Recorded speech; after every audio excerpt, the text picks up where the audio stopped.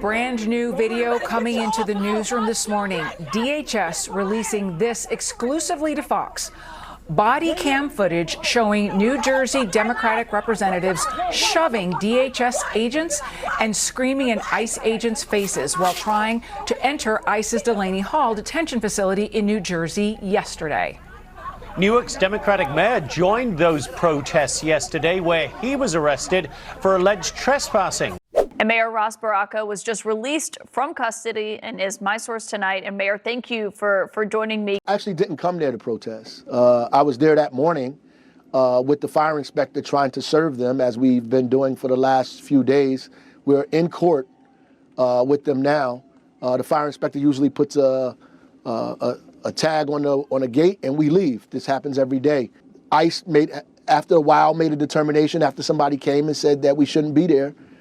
And began to, after they told us to leave, we left and they began to try to arrest me. I shouldn't say us, they targeted me. What's up, everybody? Major Retired Richard Ojeda here, and they told you a mayor and a group of lawmakers stormed an ICE detention center, claimed they shoved officers through elbows, disrupted operations. But one of those so-called invaders, an 80-year-old congresswoman. Another, a local mayor on official oversight business.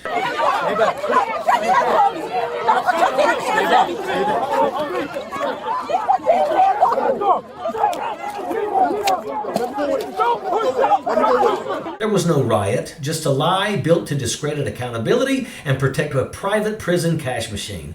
This wasn't trespass, it was entrapment. And the truth was arrested right alongside them. DHS Assistant Secretary Tricia McLaughlin told our Victor Blackwell this weekend. Take a listen.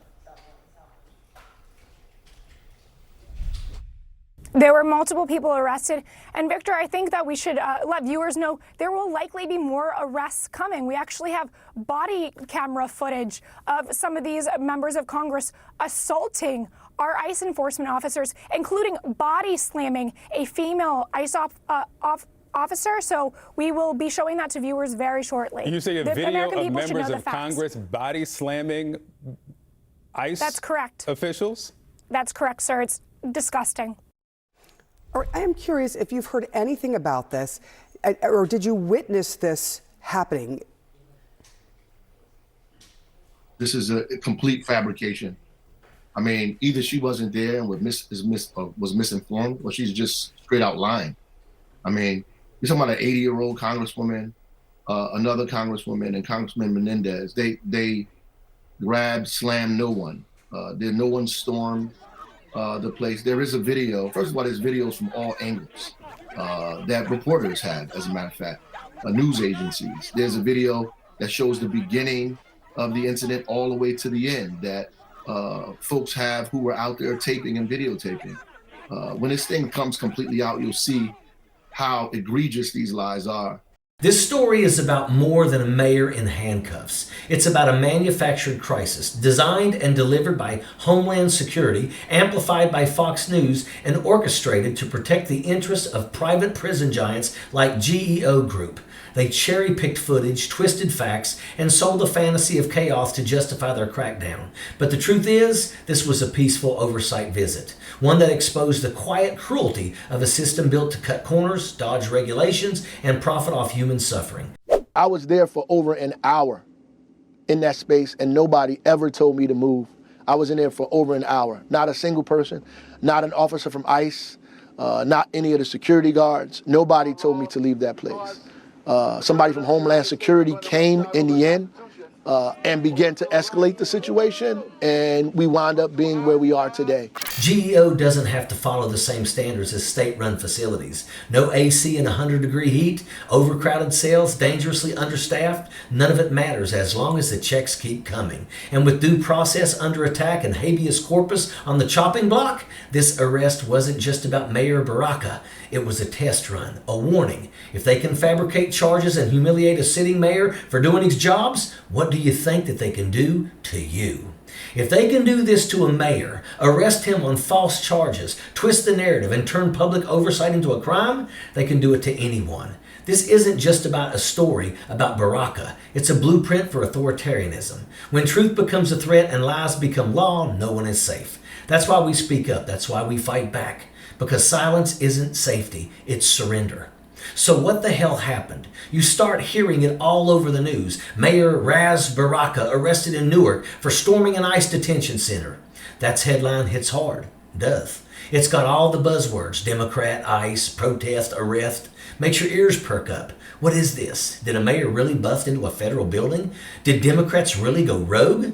And then the spin machine kicks in. You've got a Fox anchor or DHS-friendly reporter painting this like it's January 6 in reverse. Democrats stormed the gates, elbows thrown, ICE agents attacked. They even toss in that a bus full of detainees was trying to enter.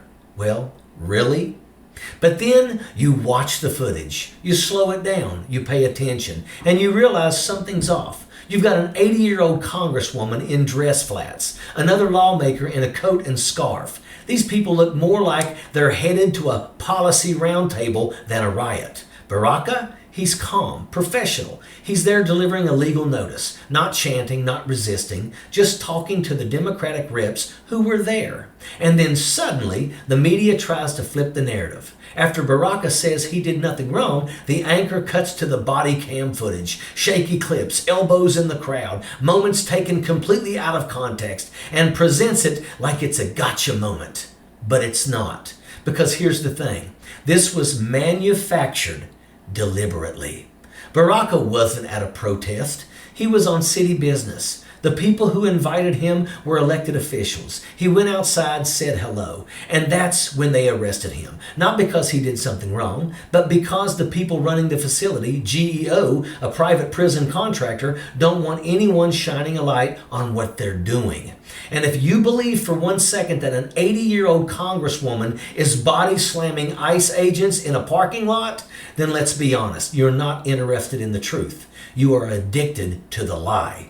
So let's be real. Baraka didn't get arrested because he broke the law. He got arrested because he got in the way. He showed up with a legal notice, a clipboard, a fire inspector. That's what he had. Not a bullhorn, not zip ties, not a mob. He walked in the front gate to a facility that, by the way, didn't even have the right permits to be operating in the first place. That facility, it's run by GEO Group, one of the biggest private prison profiteers in the country. They don't want oversight. They don't want sunlight. What they want is silence, so they can keep cutting corners, raking in taxpayer dollars, and stuffing bodies into cells without anyone asking questions. And Ras Baraka was asking questions. That's why they needed to make an example out of that man. You think it's a coincidence that he was the only one arrested? Out of everyone there, you had congressional reps, local officials. Hell, one of them was 80 years old. But the guy who gets cuffed is the black mayor from Newark. Come on, they didn't arrest a protester, they arrested a symbol, a warning, a message to anyone who thinks that going to shine a light on how the system actually works. And DHS played along. Fox News amplified it. All of them are in the same playbook.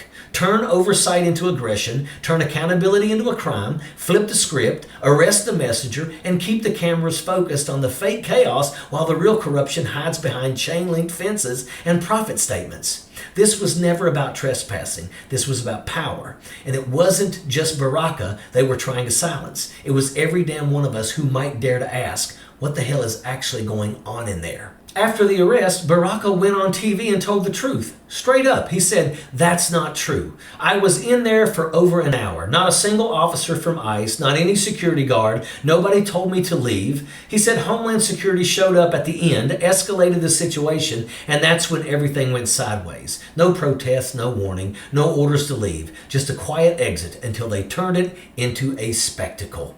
And why did they turn it into a spectacle? Because someone had to be the villain. Someone had to be the scapegoat to distract from the reality that this facility, this for-profit detention center, was under scrutiny for violating the law. And behind all that, there's a pipeline of power propping this up. Groups like ALEC, the American Legislative Exchange Council, have spent decades writing the very laws that make this kind of mass detention profitable.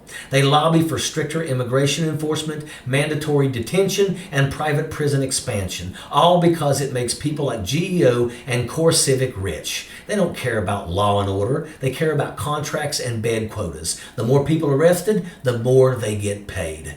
Baraka's arrest wasn't just about shutting him up. It was about keeping that pipeline flowing. It was about scaring off any other official who might think about looking too closely or speaking too loudly. Because in this system, the people who profit from locking others up are the ones writing the rules. And if they can slap cuffs on a mayor doing his job, what do you think they'll do to you when nobody is watching?